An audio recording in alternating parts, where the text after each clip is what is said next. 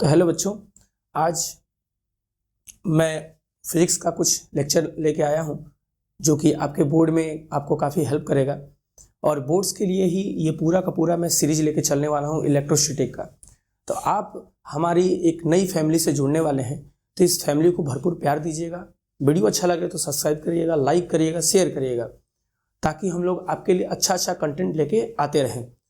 तो बच्चों, इलेक्ट्रोस्टैटिक जो चैप्टर होता है बोर्ड के लिए, और चाहे नीट के लिए चाहे आईटी के लिए, काफ़ी गिनिंग चैप्टर होता है। यहाँ से आपको काफ़ी क्वेश्चंस मिल जाते हैं। ठीक, तो मैं इस पूरे इलेक्ट्रोस्टैटिक टॉपिक को, यूनिट को मैं टॉपिक वाइज पहले आपको मैं माइंड मैप देता हूँ। उसी माइंड मैप के अकॉर्डिंग मैं आपको पढ़ाऊँगा, ताकि आपको पता रहे कि सर इसके बाद ये पढ़ाएंगे, ये पढ़ाएंगे, ये पढ़ाएंगे। तो एक एक टॉपिक में लेके आऊँगा। साथ में फिजिक्स से डरने की जरूरत नहीं है, ठीक, क्योंकि फिजिक्स पे काफ़ी लोगों का आरोप लगता रहता है कि फिजिक्स बहुत टफ है, तो इसमें इसके न्यूमेरिकल्स नहीं आते हैं। तो कमियां कुछ फिजिक्स में नहीं है, कमियां आप में है कि आप थोड़ा मेहनत नहीं कर पाते हो। जैसे कि हमारे में कोई भी कमी हो तो हम अपने में ना देख के दूसरे में देखें, तो ये भी गलत बात होती है। तो आप मेहनत करिए और फिजिक्स को टॉपिक वाइज क्लियर करिए, बुक्स फॉलो करिए, एनसीईआरटी फॉलो करिए। एनसीईआरटी आपको वो चीज़ें दे सकता है, ठीक है, जो आपको साइड बुक में या अदर किसी बुक में नहीं मिल सकता है। तो मैं पूरा का पूरा एनसीईआरटी फॉलो करूंगा, एनसीईआरटी के क्वेश्चंस लगवाऊंगा, साथ में कुछ एडिशनल क्वेश्चंस भी मैं आपको लगवाऊंगा। तो आइए स्टार्ट करते हैं इसका इलेक्ट्रोस्टैटिक का माइंड मैप। तो माइंड मैप में ये है कि इलेक्ट्रोस्टैटिक में सबसे पहले आपको चार्ज के बारे में पढ़ना होगा। चार्ज के बारे में पढ़ना होगा कि चार्ज क्या होता है, आपको चार्ज के बारे में पढ़ना होगा। ठीक, चार्ज के बाद आपका टॉपिक स्टार्ट होगा सीधे कूलम्ब्स लॉ। सीधे कूलम्ब्स लॉ स्टार्ट होगा। अब कूलम्ब्स लॉ में भी आपके एक टॉपिक है Coulomb's law in vector form. Coulomb's law में है कि प्रिंसिपल ऑफ सुपरपोजिशन। ठीक, यहाँ से प्रिंसिपल ऑफ सुपरपोजिशन से भी आपको ढेर सारे क्वेश्चंस मिल जाते हैं। ठीक, उसके बाद आपका टॉपिक कवर होगा इलेक्ट्रिक फील्ड का। इलेक्ट्रिक फील्ड से रिलेटेड टॉपिक कवर होगा। फिर से आपका टॉपिक कवर होगा इलेक्ट्रिक फील्ड में ही इलेक्ट्रिक डाइपोल से रिलेटेड टॉपिक कवर होगा। इसमें जो भी डेरिवेशंस होंगे वो डेरिवेशंस भी आपको कराए जाएंगे, साथ में न्यूमेरिकल्स भी आपको कराए जाएंगे। तो इसके लिए आप निश्चिंत रहिएगा। हम लोग हर एक तैयारी कर चुके हैं कि आपको वो अच्छे से अच्छा मटेरियल दे सके, ताकि आपका बोर्ड में परफॉर्मेंस बहुत अच्छा रहे। तो इलेक्ट्रिक डाइपोल हो गया, इसके ऊपर जो न्यूमेरिकल्स आएंगे वो भी मैं करा दूंगा। उसके बाद एक टॉपिक है इलेक्ट्रिक पोटेंशियल का, वो भी आपका टॉपिक क्या होगा, कवर होगा। साथ में ये मत सोचिएगा कि सर स्किप कुछ कर रहे हैं, इलेक्ट्रिक फील्ड में ही मैं आपको गॉस लॉ, गॉस का थ्योरम, बाकी सारी चीज़ें मैं डेराइव करा दूंगा। तो आइए, सबसे पहले ये आपका माइंड मैप है जो मैं स्टार्टिंग के लेक्चर में आपको देने वाला हूँ। ठीक, इसमें सबसे पहले हम लोग स्टार्ट करते हैं सीधे चार्ज को लेके कि चार्ज क्या होता है। तो एनसीईआरटी से सुनिए कि एनसीईआरटी चार्ज के बारे में क्या कहता है। तो एनसीईआरटी चार्ज के बारे में कहता है कि all free charges are integral multiple of a base unit of charge. कि जो सभी चार्जेज होते हैं वो इंटीग्रल मल्टीपल होते हैं एक बेस यूनिट ऑफ चार्ज की। अब ये बेस यूनिट ऑफ चार्ज क्या होता है? तो बेस यूनिट ऑफ चार्ज होता है कि वह चार्ज जो इलेक्ट्रॉन और प्रोटॉन उसको कैरी करते हैं। तो it is the charge that carry electron and proton. तो जो इलेक्ट्रॉन और प्रोटॉन चार्ज को कैरी करते हैं उसी को हम लोग कहते हैं बेस यूनिट ऑफ चार्ज। ठीक है, तो चार्ज में सबसे पहले मैं आपको स्टार्ट कर देता हूं क्वांटाइजेशन। मैं पूरी तरीके से अभी मैं आपको बताया हुआ हूं कि केवल मैं वही चीज़ें लेके चल रहा हूं जो डायरेक्ट बोर्ड में काम आ सके, क्योंकि कुछ मंथ बाद ही बोर्ड है, इसलिए मैं वो मेन टॉपिक बस पढ़ाऊंगा, पूरा स्टोरी कवर नहीं कर सकता इतने टाइम में। तो क्वांटाइजेशन का जो फार्मूला होता है, क्वांटाइजेशन होता है Q equal to NE। Quantization होता है Q इक्वल टू NE। तो जो Q इक्वल टू NE है यही हमारा क्वांटाइजेशन है, और इसी का डेफिनेशन है जो एनसीईआरटी कहता है कि all free charges are integral multiple of a base unit of charge. ठीक, यही हमारा क्वांटाइजेशन है, ये आपका एनसीईआरटी कहता है। तो Q इक्वल टू NE, यहाँ पे जो N है वो हमारा होता है इंटीजर। जो N है वो हमारा इंटीजर होता है, और इंटीजर आपका प्लस माइनस दोनों में चलता है, पॉजिटिव भी होता है और निगेटिव भी होता है। ठीक, तो अब आइए क्वांटाइजेशन पे कुछ हम इसके एग्जांपल्स देखेंगे और इस पे कुछ क्वेश्चंस देखेंगे। ठीक, तो जैसा कि आपको क्वांटाइजेशन का डेफिनेशन समझ में आ ही चुका है कि क्वांटाइजेशन क्या है, तो इसको आप सिंपल वर्ड में भी बोल सकते हो कि electric charge is always integral multiple of electron term as quantization of charge. यही हमारा क्वांटाइजेशन ऑफ चार्ज का डेफिनेशन हो गया। क्लियर है? तो ये आपका फार्मूला होगा Q इक्वल टू NE। अब Q इक्वल टू NE पे प्रॉब्लम कैसे कैसे आते हैं, क्वेश्चंस कैसे कैसे आते हैं, उसको थोड़ा हम लोग देखेंगे। तो इसमें हम पहला एक क्वेश्चन उठाते हैं जो सबसे सिंपल क्वेश्चन है। सबसे पहला क्वेश्चन उठाते हैं, ठीक, कि how many number of electron in 1 coulomb, एक कूलम में कितने नंबर ऑफ इलेक्ट्रॉन्स होते हैं। इस क्वेश्चन को सबसे पहले हम लोग उठाते हैं। तो इस क्वेश्चन को लगाने के लिए ध्यान दीजिएगा, इस क्वेश्चन को लगाने के लिए सबसे पहले आपको ये देखना पड़ेगा कि इस न्यूमेरिकल्स में, इस क्वेश्चन में गिवन क्या क्या है। तो हम देख रहे हैं कि यहाँ पे गिवन में दिया है 1 कूलम, और 1 कूलम क्या है, चार्ज है। तो हम लिख लेंगे Q is equal to 1 coulomb. साथ में इसमें क्या पूछ रहा है, तो पूछ रहा है number of electron, how many number of electrons, ये n पूछ रहा है, ठीक। और साथ में E की वैल्यू आपको पहले से पता होती है कि E की वैल्यू होती है 1.6 इंटू 10 का पावर माइनस 19 कूलम, ये आपको पहले से पता होती है। अब ये इसी गिवन डाटा के बेसिस पे हम क्या करेंगे, इस फार्मूले का यूज करके इसका न्यूमेरिकल आसानी से लगा सकते हैं। तो Q इक्वल टू होता है NE, N इक्वल टू हो जाएगा Q upon E, and Q की वैल्यू दिया हुआ है 1 कूलम, तो यहाँ लिख देंगे 1 कूलम, और इलेक्ट्रॉन की वैल्यू दिया हुआ है 1.6 इंटू 10 का पावर माइनस 19 कूलम। ये इलेक्ट्रॉन का अपना चार्ज होता है। अब कूलम से कूलम यूनिट कैंसिल हो जाएगा और आपके पास क्या बचा, 1 अपान 1.6 इंटू 10 का पावर माइनस 19। अब 1 अपान 1.6 को अगर आप डिवाइड करोगे, क्लियर है, तो आपका लास्ट में टोटल आंसर आ जाएगा 6.25 इंटू 10 का पावर 18 इलेक्ट्रॉन्स। मतलब कि एक कूलम में 6.25 इंटू 10 का पावर 18 इलेक्ट्रॉन्स होते हैं 1 कूलम में। और ये आपको याद रखना है, ये एनसीईआरटी खुद कहता है और एनसीईआरटी में दिया हुआ है, तो आप एनसीईआरटी को पूरी तरीके से फॉलो करेंगे। तो पहला क्वेश्चन आपको समझ में आया होगा। चलिए, क्वांटाइजेशन पे ही हम एनसीईआरटी का ही एग्जाम्पलर एक दूसरा क्वेश्चन से लेके आते हैं, ठीक है। और वो दूसरा क्वेश्चन क्या है, उसको थोड़ा सा गौर करिएगा। ये एनसीईआरटी का है, तो एनसीईआरटी का एग्जाम्पलर नंबर जो 1 है, ठीक है, उसमें क्वेश्चन दिया हुआ है कि अगर किसी बॉडी से कोई बॉडी ए मान लो ले लिया और कोई दूसरी बॉडी मान लो हमने बी ले लिया, तो ए से बी बॉडी पे पर सेकेंड 10 का पावर 9 इलेक्ट्रॉन्स ट्रांसफर हो रहे हैं। तो पूछेगा कि इस बी बॉडी पे 1 कूलम चार्ज एक्यूमुलेट होने में कितना टाइम लगेगा। क्वेश्चन एक बार समझिए कि ए से बी बॉडी पे 10 का power 9 electrons each second transfer हो रहा है, तो इस बी बॉडी पे 1 कूलम चार्ज इकट्ठा करने में हमें कितना टाइम लगेगा। तो अब आइए इसमें हम देखते हैं कि क्वेश्चंस में गिवन में क्या क्या दिया है। तो गिवन अगर हम देखेंगे तो गिवन में आपका दिया है बाबू नंबर ऑफ इलेक्ट्रॉन जो कि 1 सेकेंड में ट्रांसफर हो रहा है 10 का पावर 9। तो अगर 10 का पावर 9 इलेक्ट्रॉन ट्रांसफर हो रहा है किसी दूसरे बॉडी पे, तो 10 का पावर 9 खुद कितना चार्ज लेके जा रहा है, तो उसके लिए फॉर्मूला लगाएंगे Q इक्वल टू NE। अब N की वैल्यू क्या है, तो N की वैल्यू है आपका 10 का पावर 9 और इलेक्ट्रॉन की वैल्यू आपको पता ही है 1.6 इंटू 10 का पावर माइनस 19 कूलम। अगर आप इसका मल्टीप्लाई करोगे तो क्या होगा 1.6 और ये बेस सेम है तो ऊपर का पावर ऐड हो जाएगा, तो माइनस 19 और प्लस 9 मिलके क्या होगा, तो माइनस 10 हो जाएगा। यह हमारा क्या हुआ, चार्ज की वैल्यू हो गई कि 10 का पावर 9 इलेक्ट्रॉन अगर बी पे जाता है तो समझो इतना चार्ज लेके जाता है। तो अगर 1 कूलम चार्ज अगर हमें इकट्ठा करना है तो कितना टाइम लग सकता है, ये हमें पता करना है। तो ये 1 सेकंड में जाने वाला चार्ज है, 1 सेकंड में जाने वाला चार्ज है, तो 1 कूलम चार्ज इकट्ठा होने में कितना समय लग सकता है। तो उसके लिए हम क्या करेंगे, उसके लिए हम करेंगे कि टोटल टाइम निकालने के लिए हम 1 कूलम में डिवाइड कर देंगे 1 सेकंड में जाने वाले चार्ज का 1.6 इंटू 10 का पावर माइनस 10 कूलम।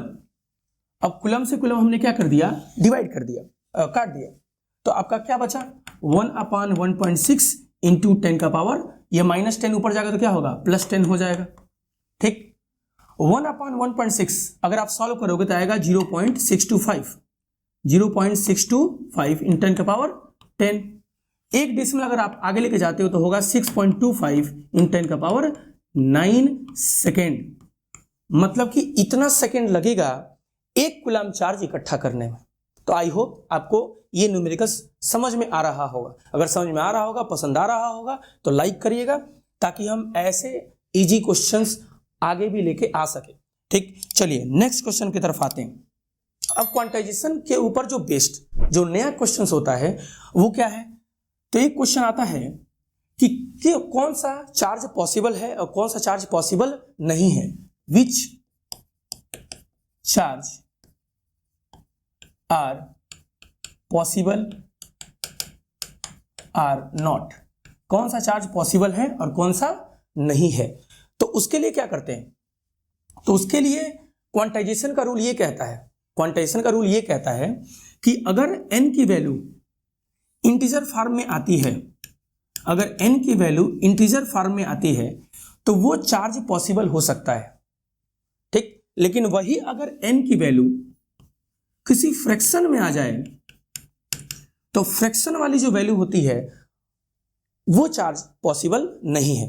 तो आइए इसको एग्जांपल में देखते हैं। अब एग्जांपल में मान लो हमने आपको दे दिया कोई चार्ज की value Q equal to 1.6 into 10 का पावर -20 दे दिया हमने कूलम। ये हमने चार्ज की एक वैल्यू दी है और आपसे पूछा जाएगा कि क्या ये चार्ज पॉसिबल है, इतना चार्ज हो सकता है। तो आप क्या करोगे, आप n की वैल्यू सीधे निकालोगे। तो n की वैल्यू क्या होती है? n is equal to Q/E होती है। अब Q की वैल्यू क्या होगी? तो Q की वैल्यू दिया हुआ है 1.6 इंटू 10 का पावर -20 कूलम, और अपान E की वैल्यू है 1.6 इंटू 10 का पावर -19 कूलम। ये तो आपको पहले से पता है। अब क्या होगा, 1.6 से 1.6 कट जाएगा, क्या बचा? 10 का पावर -20, और ये ऊपर जाएगा तो क्या होगा? 10 का पावर +19।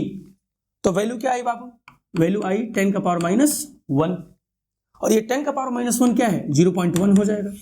मतलब कि हमारा जो n की वैल्यू आई वो किस में आई? फ्रैक्शन में आया, डेसिमल्स में आया, इसलिए ये चार्ज पॉसिबल नहीं है। अब क्या करते हैं, थोड़ा चार्ज को हम दूसरा बदल के देखते हैं कि ये चार्ज पॉसिबल हो सकता है कि नहीं। तो नेक्स्ट हम लेते हैं कोई दूसरा चार्ज, और आप भी इसको चेक कर सकते हो, वीडियो पॉज करके चेक करके खुद लगाना। 1.6 इंटू 10 का पावर -18 कूलम, क्या ये चार्ज पॉसिबल है या नहीं है? तो उसके लिए फिर क्या करेंगे? तो वही n की वैल्यू निकालेंगे, और अगर n की वैल्यू इंटीजर फॉर्म में आया तो समझो ये चार्ज पॉसिबल है, और अगर n की वैल्यू फ्रैक्शन में आया तो ये चार्ज पॉसिबल नहीं हो सकता है। तो चलिए आइए निकालते हैं। n इक्वल टू Q/E हमने लिखा। अब Q की वैल्यू क्या है? 1.6 इंटू 10 का पावर -18 कूलम है, और इलेक्ट्रॉन की वैल्यू क्या होती है? इलेक्ट्रॉन के चार्ज की वैल्यू 1.6 इंटू 10 का पावर -19 कूलम होती है।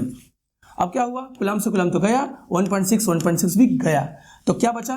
10 का पावर -18। ये नीचे का जो पावर है ऊपर लेके जाएंगे तो क्या होगा? पॉजिटिव हो जाएगा, तो +19 हो गया। तो -18 और +19 सब्ट्रैक्ट करोगे तो क्या मिलेगा? 10 मिलेगा। इसका मतलब n की वैल्यू क्या आया? n की वैल्यू आया इंटीजर मल्टीपल में। इससे साबित होता है कि ये चार्ज पॉसिबल है।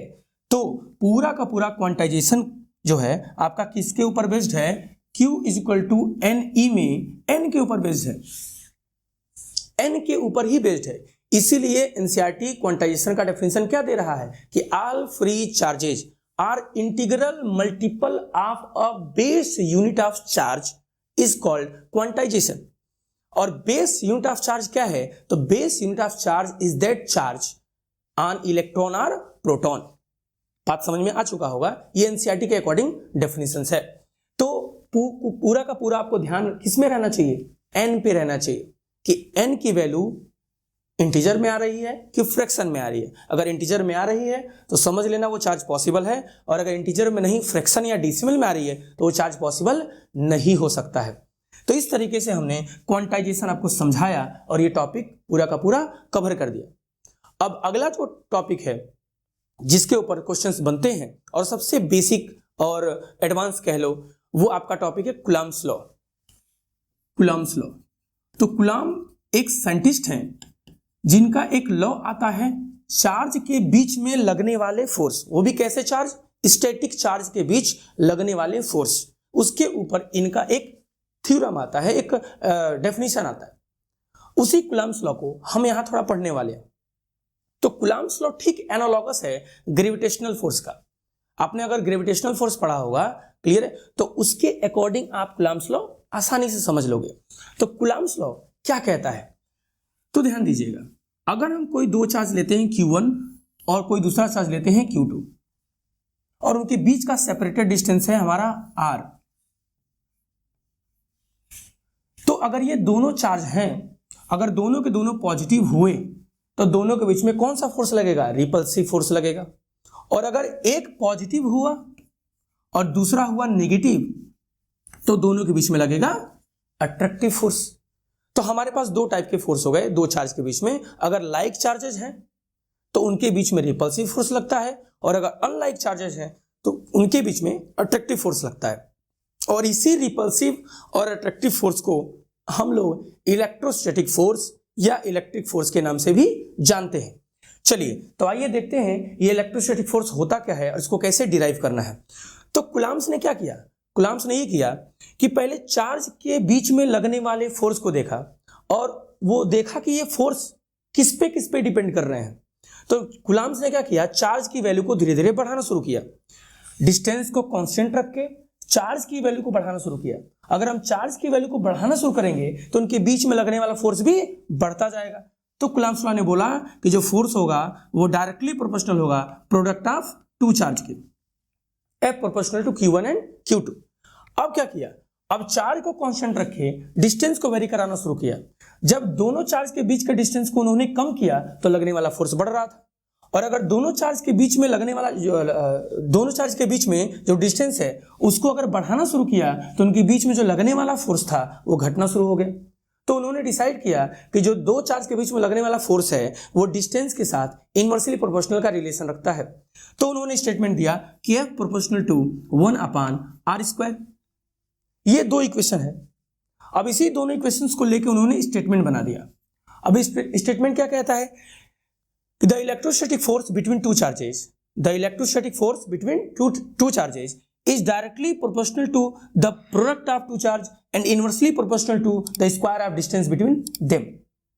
एक बार और सुने, the electrostatic force between two charges is directly proportional to product of two charge and inversely proportional to the square of distance between them।